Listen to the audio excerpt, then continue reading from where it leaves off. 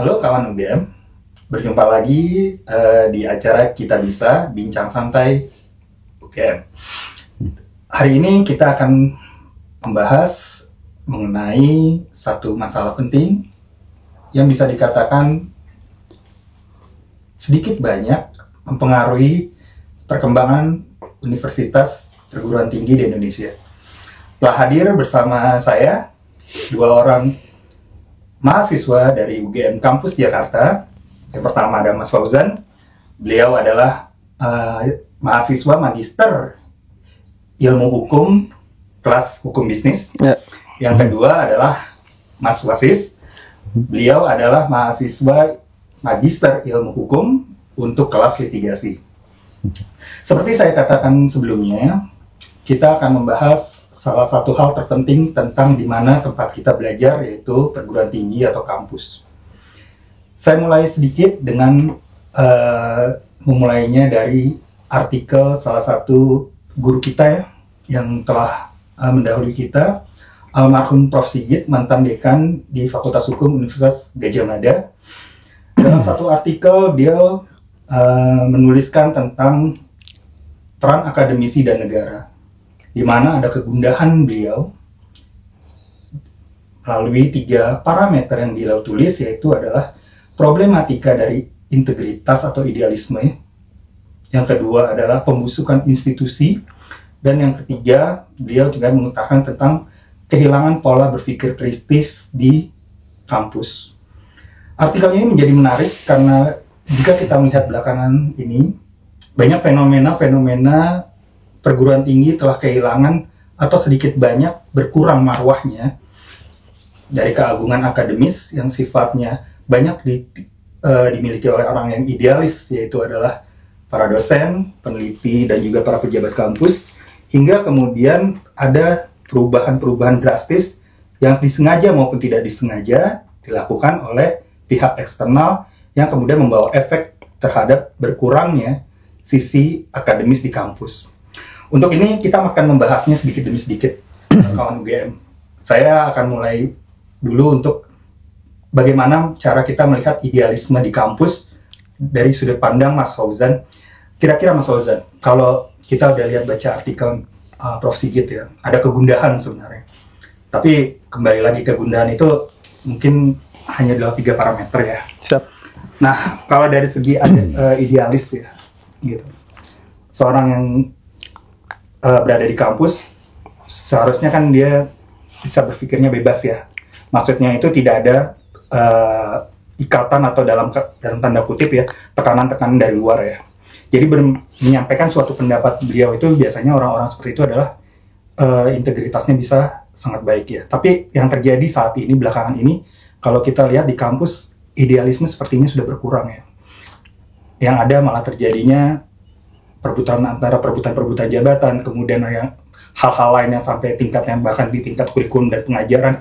Kira-kira Mas Fauzan, dari sudut pandang Mas Fauzan ya, baik dari apa yang telah ada dilakukan sekarang atau kemudian dialumni dari universitas sebelumnya, itu gimana Mas? Kalau melihatnya dari sudut pandang Prof. Sigit tentang idealisme saat ini, apakah ada perubahan? Kalau perubahan itu seperti apa?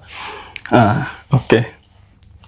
Kalau dari pendapatnya Prof. Sigit ya, dan pendapat saya pribadi, sebetulnya perubahan tentang integritas oleh akademisi itu bukan berubahnya di kampus, tapi berubahnya di saat akademisi itu memiliki kegiatan lain di eksternal.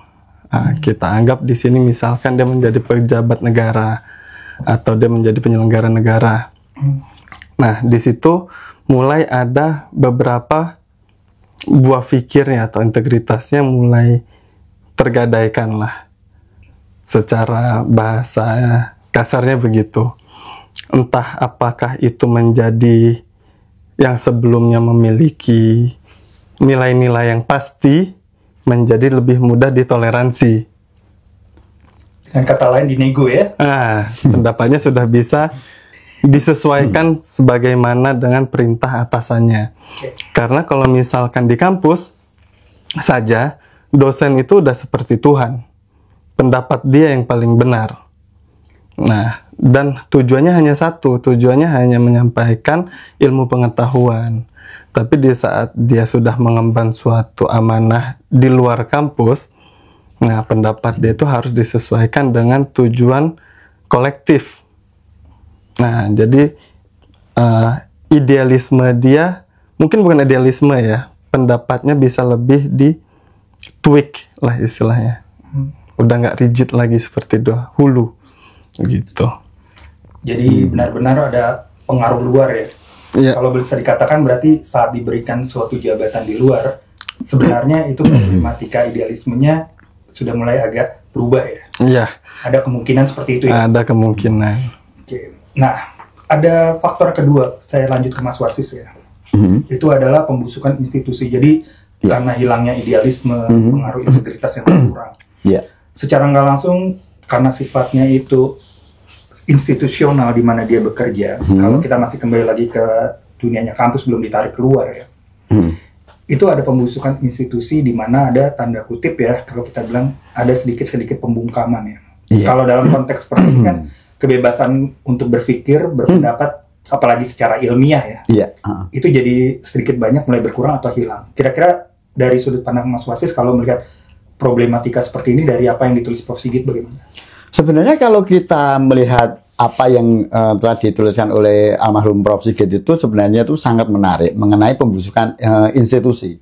Yang mana Prof. Sigit itu sangat tegas itu terhadap apa yang terjadi terhadap para akademisi itu mengenai pendidikan, dan terutama karena mereka itu pada dasarnya itu memiliki tanggung jawab atau tugas suci, yaitu adalah menjaga marwah suatu perguruan tinggi. Nah, marwah suci itu dapat diejawantahkan gitu dengan integritas. Nah, tadi apa yang dikatakan oleh Mas Fauzan itu ada benarnya juga. Jadi ketika seorang akademisi dia hanya biasanya itu ada di kampus, ketika negara dalam arti pemerintah itu membutuhkan kemampuan dari akademisi tersebut, maka dia akan diamanai suatu jabatan. Nah, terkadang dari situ dia bisa melihat dari sudut pandang yang lain. Karena sudah terbiasa dengan ilmu pengetahuan yang ditujukan kepada mahasiswa, nah ini ternyata mereka melihat suatu fenomena yang lain. Oh, ternyata misalnya mengajarkan suatu teori, ternyata kok di dalam kehidupan yang nyata itu kok agak berbeda. Nah, sehingga yang menyebabkan teori itu kok tidak dapat diaplikasikan. Itu salah satu faktor internal sebenarnya. Belum lagi faktor-faktor eksternal yang melibatkan dari berbagai macam kepentingan. Nah, terutama kepentingan politik ini yang akan benar-benar menguji integritas dari akademisi tersebut. Kalau saya tafsirkan ya, berarti ada kemungkinan bahwa problem terbesar adalah bagaimana mereka menjaga idealisme dan integritasnya di luar. Oh iya. Dengan tekanan yang sangat berat dari luar. Betul. Gitu. Nah, kalau lihatnya dengan dua konsep seperti itu ya, kita akan lanjut kepada parameter yang ketiga dari Prof. Sigit di artikel itu adalah semakin berkurangnya sifat kritis. Kita harus tahu ya, bahwa saya agak men-challenge tadi dari Mas Fauzan ya, dikatakan sebagai Tuhan ya. Ada pendapat dari Dr. Zainal Arifin Mukhtar bahwa tugas seorang dosen, gitu ya, kita bicara sebagai dosen bukan pejabatnya dulu, itu adalah sebenarnya memberikan pilihan. Jadi dia kasih banyak perspektif, mereka yang menentukan, dan kemudian mereka tahu plus minusnya. Otoritas menjadi sesuatu yang sifatnya dikatakan ketuhanan atau domain dari penuh dari seorang dosen, mungkin harus ditafsirkan bahwa itu sebenarnya memberikan sedikit kebebasan, tapi dengan parameter ya, dengan ada parameter-parameter. Nah, sifat kritis ini sudah mulai hilang. Kalau kita kembalikan ya, misalnya pernah nggak kalau saya bertanya sedikit agak terbuka ya, sewaktu belajar nih sampai sekarang di S1 maupun S2, sifat kritis bisa diterima oleh para dosen? Atau misalnya bahkan tidak hanya dosen, jika sebagai pejabat atau gimana? Misalnya pejabat kampus ya, kan biasanya kalau ikut organisasi mahasiswa selalu ada parameter-parameter kita ingin tanda kutip bukan berdemo tapi menyatakan pendapat, tapi apakah bisa diterima sifat kritis itu bagaimana? Itu dulu ya, saya lihatnya konsepnya itu dulu. Apakah sekarang masih ada atau enggak di waktu S1 dan bahkan S2 sekarang? kalau kita lihat artikel Prof. Sigit soalnya sedikit banyak itu ada skeptis di sana, hilangnya sifat kritis. Apa yang dirasakan? Kalau dari saya ya, apakah akademisi atau tenaga pengajarnya itu masih ada sifat kritis atau enggak, itu variatif tergantung dari dosennya. Tapi dosen yang memiliki kegiatan di luar atau praktisi juga, biasanya dia lebih fleksibel. Dia menjalani ilmu pengetahuannya nggak serigid dengan yang hanya dosen sebagai peneliti. Nah, karena kan kita ada dosen yang dia praktisi, ada dosen yang dia peneliti. Nah, kalau peneliti mungkin dia terbiasa hitam dan putih, tapi kalau yang praktisi dia ada opsi yang abu-abu. Oh, menarik ya. Hitam nggak mungkin menjadi putih, tapi bisa jadi abu-abu. Putih pun nggak bisa menjadi hitam, tapi bisa jadi abu-abu. Jadi memang ada hal yang menjadi sumir di situ. Nggak ada yang absolut. Nah, tapi kalau misalnya peneliti biasanya dia lebih absolut sih. Tapi penting ya untuk kedua jenis ini menerima kritis dan sifat kritis atau pertanyaan-pertanyaan kritis dari mahasiswa. Kalau misalkan yang tipikal peneliti biasanya kalau nggak sesuai dengan apa pendapat dia, hasilnya buruk. Misalkan dinilai seperti itu. Oke. Jadi benar-benar kita harus melihatnya siapa orangnya ya. Siapa orangnya. Kalau Mas Wasi sendiri nih, dari sudut pandang yang agak sedikit idealis, bagaimana Mas? Sebenarnya gini ya, memang kalau saya lihat itu memang terjadi perubahan yang secara fundamental itu adalah ketika sifat kritis itu ada dua sebenarnya, dari dosennya, akademisinya, atau dari mahasiswanya. Okay. Nah, biasanya kalau dulu itu tahun 2000-an gitu ya, itu yang idealis-idealis itu adalah para guru besar atau profesor-profesor itu yang sudah sepuh. Okay. Nah, jadi ketika dia berpendapat seperti itu, ketika ada mahasiswa yang berani mencari, nah itu selesai. Oke, kuasa banget ya. Nah, itu betul-betul definisi Tuhan tadi ya.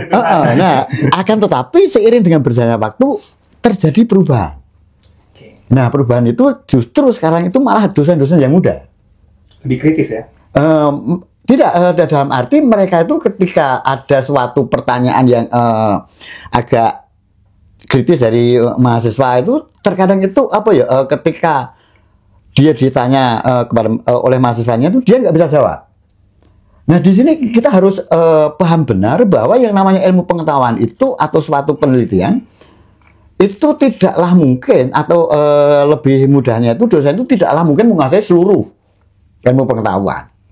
Nah, jadi misalnya ada salah satu dosen mengajar mata kuliah tertentu, ketika dia ditanya di mana problem yang tidak berhubungan dengan mata kuliahnya, meskipun kadang itu terjadi irisan ilmu pengetahuan di situ, ada beberapa pembelaan. Nah, dan dosen itu pembelaannya itu terlepas akan secara fair ataupun tidak fair. Jadi dalam arti misalnya itu bukan pertanyaan akademik.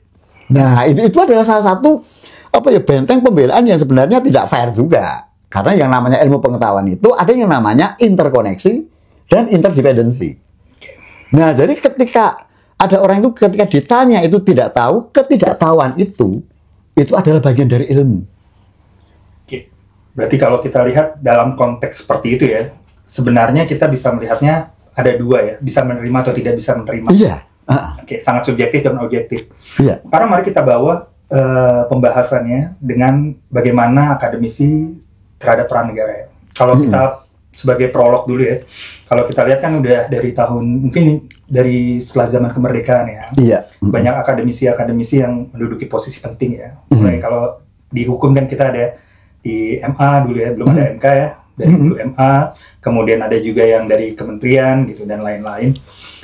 Itu sedikit banyak kalau kita perhatikan ya, ada perubahan suasana kebatinan sepertinya. Dalam artian seperti ini, kalau kita lihat dulu kuasa misalnya di bidang ekonomi ya, kalau itu dulu saat Pak Harto naik dan kemudian ada pejabat-pejabat penting dari lulusan misalnya dari Berkeley gitu yang memberikan sifat kritis dan kemudian idealismenya masih berfungsi ya, Iya. gitu loh, untuk fondasi ekonomi. Bahkan di hukum pun juga seperti itu ya, kita punya dulu ketua MA ya, Profesor Subekti, Marseno Aji gitu. Itu juga seperti itu. Tapi kalau kita melihatnya dengan kegundahan Prof. Sigit sekarang ya, di mana saya coba challenge ya, ada semacam perubahan tanda kutip idealisme yang swing vote. Jadi dalam artian agak bergoyang idealismenya. Betul. Setelah menduduki jabatan. Kita tidak beralih apakah jabatan itu kemudian dimanfaatkan atau tidak, belum ke sana. Fondasi seperti ini sepertinya menjadi tantangan besar bagi para akademisi ya. Iya. Kalau dilihat dari sendiri Mas Fauzan, fenomena seperti ini bagaimana? Ada posisi di mana akademisi itu dijadikan jabatannya karena pola pikirnya, ada juga karena sosoknya. Oke. Di saat beliau ini memiliki nama besar dan dia diletakkan di posisi strategis, itu sebetulnya di sisi lain ada pembelian jiwa di situ antara pemerintah kepada si orang yang dibeli, karena wah ini mau nyebut nama orang nggak enak ya kita ya. Tapi ada juga subjek, ada juga dosen yang dia ditaruh di posisi strategis tersebut, misalkan di MK, itu karena memang dia memiliki kapabilitas, dia bisa melakukan penemuan hukum di situ dengan cara yang baik. Nah, namun di saat dia memasuki kolam yang lebih besar, dia memasuki dunia nyata, dia bertemu dengan fasilitas yang enak. Nah, di situ idealismenya akan diuji. Apakah dia akan tetap menjadi dirinya dengan pikirannya yang dihargai, atau dia bisa atau akan mentoleransi idealismenya untuk hal-hal yang sebelumnya itu tidak bisa dia terima secara nalar. Berarti dia berkompromi dengan realita ya? Nah, dia berkompromi dengan realita. Biasanya yang tidak bisa berkompromi dengan realita, dia akan kembali ke kampusnya. Berarti dia mengundurkan diri? Iya, ada beberapa yang saya kenal dia kembali ke kampus dan sudah tidak mengambil sisi pemerintahan lagi. Dan dia yang sadari bahwa lebih baik saya mengajar daripada saya tetap ikut di dalam arus yang seperti ini. Oke, fenomena itu menarik kalau misalnya kita perbandingkan ya. Ya. Saya yakin Mas Wasis nih pasti mungkin tahu ya. Kira diperbandingkan, walaupun mungkin kita akan sulit menerima itu secara apple to apple, tapi secara fakta kalau misalnya kita bandingkan di negara lain, bagaimana seorang akademisi yang kemudian ditarik menjadi seorang pejabat negara gitu ya, dengan kualifikasi yang tadi Mas Fauzan katakan ya, bisa karena orangnya, bisa karena kemampuannya.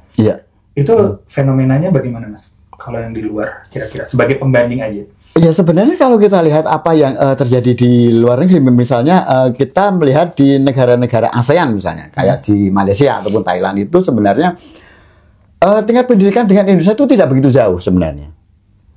Nah, hanya saja kalau kita lihat kepentingannya itu sebenarnya sama. Nah, hanya tinggal yang menjadi pertanyaan adalah kemampuan dari individu tersebut itu menjaga integritasnya. Karena apa? Karena menjaga marwah dari universitas atau perguruan tinggi itu adalah kampus dijadikan sebagai medan untuk berperang dalam konteks ilmu pengetahuan. Nah, di situ sebenarnya terjadi pertentangan. Dosen dia memiliki ilmu suatu teori, tapi belum tentu mahasiswa ini juga kalah gitu loh. Karena apa? Karena biasanya mahasiswa itu dia lebih mudah untuk mendapatkan suatu informasi. Nah, disitulah terkadang akademisi itu kadang merasa bosan. Jadi, wah ini aku cuma ngajar seperti ini. Nah, bisa nggak? Ini ada peluang di luar kampus misalnya. Nah, misalnya dia ditarik ke suatu instansi pemerintah misalkan, maka dia biasanya kalau dia itu sudah mendapatkan berbagai macam fasilitas, maka tidak sedikit juga itu para akademisi itu ya dengan rela atau dengan suka itu akhirnya keluar dari kampus. Tapi juga tidak sedikit juga karena dia masih berpegang teguh terhadap idealismenya, maka dia kembali lagi ke kampus. Berarti dua problem ya. Jika mereka bertahan di sana, mereka bisa bernegosiasi dalam artian dengan realita, Kalau yang Betul. bisa berdiri. Iya. Nah, yang menarik sebenarnya dari artikel Prof. Sigit saya kaitkan lagi ya, itu adalah banyaknya orang-orang penting gitu, yang tidak hanya di kampus tapi kemudian ditarik dari negara, kemudian tetap berada di kampus ya. Itu secara nggak langsung memberikan pengaruh terhadap beberapa jabatan-jabatan yang sifatnya itu honoris causa, katakan seperti itu. Prof. Sigit menyatakan seperti itu ya, kita kutip ya. Nah, sebenarnya kalau kita lihat dengan konteksnya seperti itu, pengaruhnya secara tidak langsung manusia itu kan homo economicus ya. Dalam artian dia akan melihat manfaatnya kalau dia melakukan ini, apa akibatnya.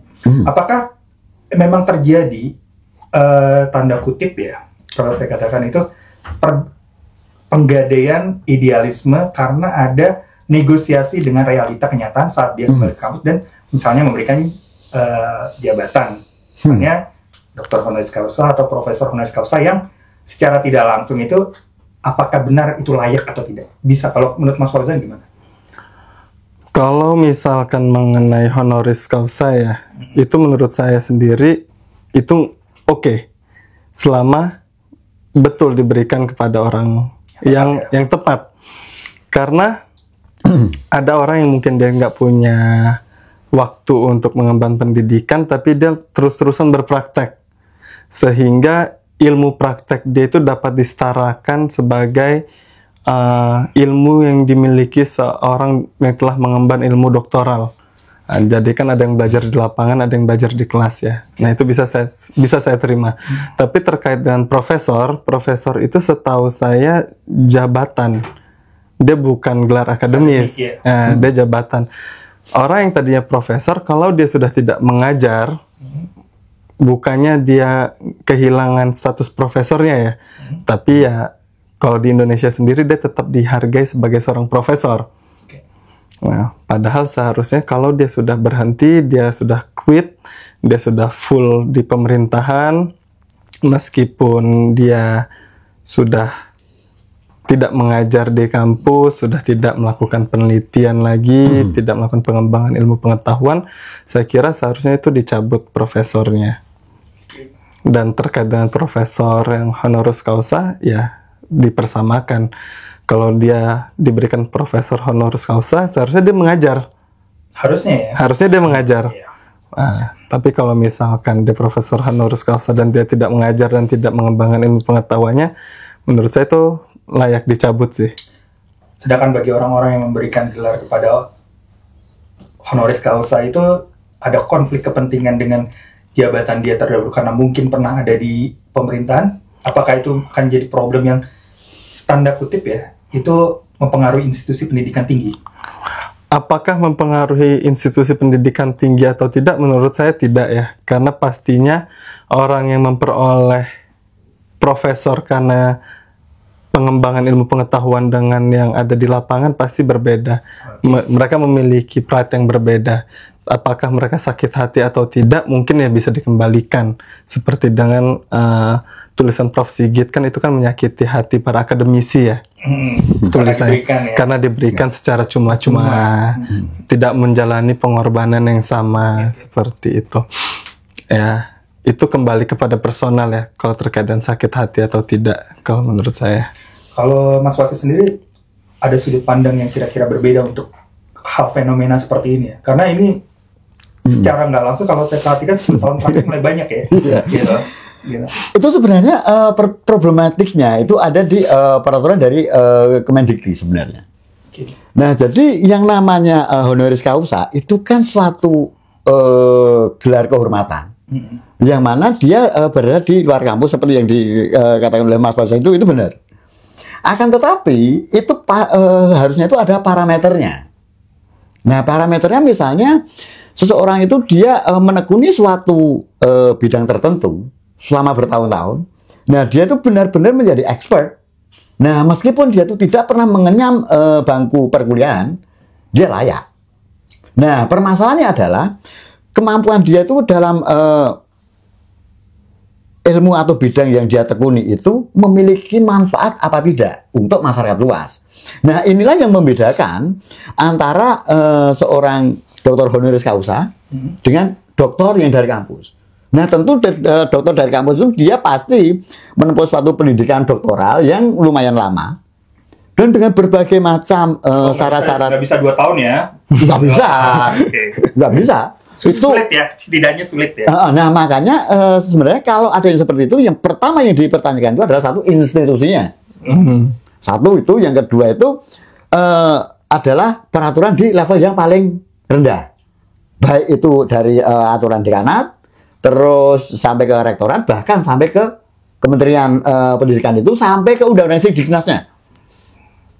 Itu yang paling penting. Nah, karena rata-rata ketika doktoral itu ada yang 1 semester untuk teori, ada yang 2 semester untuk teori. Nah, rata-rata untuk yang setelah itu adalah riset. Riset itu rata-rata itu dilakukan 3,5 tahun sampai 5 tahun. Jadi nggak bisa asal comot-comot artikel ya? Nggak bisa. Apalagi dengan perkembangan teknologi sekarang, banyak banget yang suatu software itu yang dapat mendeteksi, oh ini kemiripan antara penelitian A, B, C. Nah itu sudah sangat banyak. Sehingga kalau kemiripannya itu lebih sekian persen, nah maka itu dapat dikategorikan sebagai plagiasi misalnya. Oke. Nah, kalau kita udah kembali seperti itu ya, kita kembali kepada tulisannya utamanya. Peran akademisi dan negara ya. Mari kita lihat banyak kasus ya, di mana akademisi yang ditarik ke pemerintahan, lembaga apapun ya, mau di kementerian ataupun di badan pemerintahan ya, badan non pemerintahan KL misalnya, kementerian dan lembaga, kita melihat 2 fenomena yang menarik ya. Gitu. Satu fenomena di mana bisa beradaptasi dan tidak beradaptasi seperti tadi. Sekarang kita akan lebih melihatnya permasalahan integritas, idealisme, dan kemudian sifat kritis yang hilang. Ada anggapan bahwa kalau misalnya sudah di pemerintahan, tanda kutip perut kenyang, dan kemudian bisa memiliki kekuasaan yang besar, kadang-kadang lupa untuk ngerem diri dan kemudian menjadi serakah. Ya. Filosofinya seperti itu. Karena kalau kita balik lagi kepada Lord Acton kan, power tends to corrupt ya. Gitu. Kalau misalnya dikatakan seperti itu aja, kita harus melihat nih bahwa ada kenikmatan di sini yang harus bisa dikontrol, dan kemudian kalau tidak bisa dikontrol, terjadilah hal yang tidak diinginkan, kemudian korupsi ya. Kan sudah banyak ya. Iya. Nah, caranya dari artikel Prof. Sigit seperti itu, mari kita lihat bagaimana dia menjaga integritas. Adakah saran-saran yang sifatnya itu baik itu filosofis maupun secara praktis ya, untuk bagaimana tanda kutip ya, mengerem hasrat untuk tidak melewati kewenangan dia dalam artian mendapatkan kenikmatan berlebih yang baik oleh peraturan maupun moral dan etika. Gimana Mas Fauzan? Nggak ada Mas. Nggak ada ya. Cuma yang satu-satunya jalan itu cuma Tuhan. Karena kalau misalkan bukan karena Tuhan, orang itu pasti akan bertindak yang berlebihan. Oke. Saya punya teori bahwa untuk melakukan hal yang impossible, kita itu butuh motivasi yang impossible. Berarti melebihi dari apa? Melebihi dari apa yang kita inginkan. Selama masih bisa dinalar, itu masih bisa diusahakan. Nah, tapi kita butuh motivasinya itu masih jelas. Tapi kalau kita pengen surga, nah itu kan motivasi yang tidak jelas. Surga, bagaimana cara mencapai surga? Oh, ibadah, apa hubungannya dengan ibadah? Kenapa ibadah bisa masuk surga? Nah, cuman hal-hal yang di luar nalar, yang bisa menolong hal di luar nalar. Jadi sifatnya lebih ke arah sesuatu yang sangat-sangat metafisis ya? Metafisis. Karena kalau misalkan, bagaimana caranya kita bertahan dari godaan korupsi? Jangan korupsi. Oh, kamu dibunuh. Oh, kamu disingkirkan. Oh, kamu dikucilkan. Atau kamu difitnah. Kalau nggak bisa menghancurkan idenya, hancurkan ideologinya. Hancurkan sosoknya, hancurkan personalnya. Entah dia dituduh korupsi, entah dia dituduh menerima gratifikasi. Menghancurkan integritas seseorang ya? Tinggal dihancurkan integritasnya. Sehingga kalau dia mau berlindung, bagaimana caranya, minta tolongnya sama Tuhan. Karena diri dia nggak mungkin mampu. Itu menarik. karena nanti kita akan lihat dua sosok ya. Tapi saya Mas Wasis dulu sebelum saya ungkap ada dua sosok yang menarik, bagaimana mereka membentengi. Kira-kira Mas Wasis ada nggak Mas? Gini, sebenarnya fenomena integritas itu kalau saya baca artikelnya Prof. Sigit yang lain itu fenomenanya itu adalah fenomena dari hired gun. Maksudnya itu sewaan ya. Jadi itu tergantung. Nah, integritasnya itu dia apa ya, seperti bunglon. Jadi di satu sisi dia bisa ke kanan, tapi di satu sisi wah ini kok ke kanan ini kok tidak begitu menguntungkan ini. Nah, dia bisa pindah ke kiri. Nah, jadi itu depend on, nah tergantung dari siapa yang apa ya menginginkan dia seperti itu. Nah, jadi misalnya dia diminta menjadi penasehat misalnya, penasehat di suatu lembaga atau pemerintahan itu, ya dia melihat oh itu teman-temannya itu misalnya kalau dia memberikan nasihat seperti ini, wah banyak tuh teman-temannya yang kena misalnya. Tapi dia juga melihat oh ini ada excuse nih. Jadi kalau menggunakan teori A itu dia bisa menolong B, C, D. Nah tapi kalau dia menggunakan teori yang lain, nah itu E, F, G, H, nah itu sama. Tergantung kepentingannya berarti. Betul. Nah jadi fenomena hired gun itu seperti itu. Oke, kenapa saya mempertanyakan ini ya? Sebenarnya ada hidden dari artikel Prof. Sigit itu yang sebenarnya melihatnya itu kepada masalah morality yang tergantikan gitu. Iya. Saya ingin ingatkan ya, atau saya katakan seperti ini. Dulu tuh ada dua orang ya. Satu sosok ekonom, satu lagi sosok ahli hukum ya. Yang bisa menjaga integritasnya. Dua-duanya sekarang udah meninggal gitu. Nah, yang pertama kita mulai dari yang hukum dulu. Kita kenal sosok Pak Artijo ya. Gitu. Makanya kalau dulu ya tahun 2000 gitu ya, waktu saya awal kuliah beliau kan diangkat menjadi hakim agung terus kemudian membuat sesuatu gebrakan yang luar biasa ya. Tidak bertemu dengan pihak berperkara gitu. Iya. Bahkan ada kalau pernah lihat rekamannya di YouTube diwawancara oleh salah satu media ya, bagaimana dia menyuruh orang untuk keluar saat ingin bicara soal perkara yang ada ditangani di Mahkamah Agung oleh beliau. Iya. Integritas itu. Tapi harga yang harus dibayar tanda kutip secara sosial beliau adalah mungkin kemapanan yang belum disampaikan. Gitu. Iya. Walaupun menurut saya beliau nyaman dengan keadaan itu. Kalau ada beberapa ini kan hidup yang sangat mewah ya. Tapi kita melihatnya sosoknya seperti itu. Iya. Jadi benar memang kalau dikatakan Mas Fauzan agak metafisik ya karena kalau melihat kata-katanya beliau seperti itu ya. Jadi mungkin ada percikan-percikan dari Prof. Sigit itu yang mengatakan idealismenya sebenarnya tidak hilang sama sekali, tapi ada tapi sedikit orang untuk itu. Oke. Nah yang kedua seorang ekonom mantan menteri yang baru saja meninggal ya. Itu dulu waktu di eranya Gus Dur menjabat Kabulok ya, hanya bertahan kurang dari 1 tahun tapi mampu meningkatkan surplus dari Bulog. Dan ada satu, saya juga baru tahu belakangan ternyata ada satu kata-kata yang ditempelkan di pintu beliau, kerja beliau di Bulog ya. Bahwa kalau ada yang mencatut nama beliau, tolong laporkan ke beliau. Ini pasti orang lagi mau mencari proyek. Gitu. Itu udah cukup menjaga integritas. Walaupun di luar itu, dua-duanya sama-sama akademisi, hanya satu mungkin akademisi, full akademisi, satu lagi telah berhenti dan kemudian lebih menjadi seorang konsultan bisnis. Nah, kalau dia dari Mas Fauzan tadi agak skeptis, tapi ada sedikit kalau kita mesti ingat Tuhan ya, gitu loh. Ada sedikit harapan sebenarnya. Ada harapan, gitu, walaupun sedikit banyak gitu. Mungkin itu orang-orang yang bisa kita contoh ya. Tapi memang ada harga mahal yang harus dibayar bahwa menutup jalur-jalur persahabatan, gitu loh.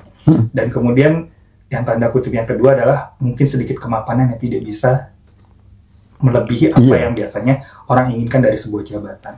Nah, konsep-konsep itu yang kemudian masih bisa dibawa di kampus agar kampus sebagai suatu tempat di mana idealisme, moralitas dan etika menjadi pintu dan gerbangnya untuk dicapai.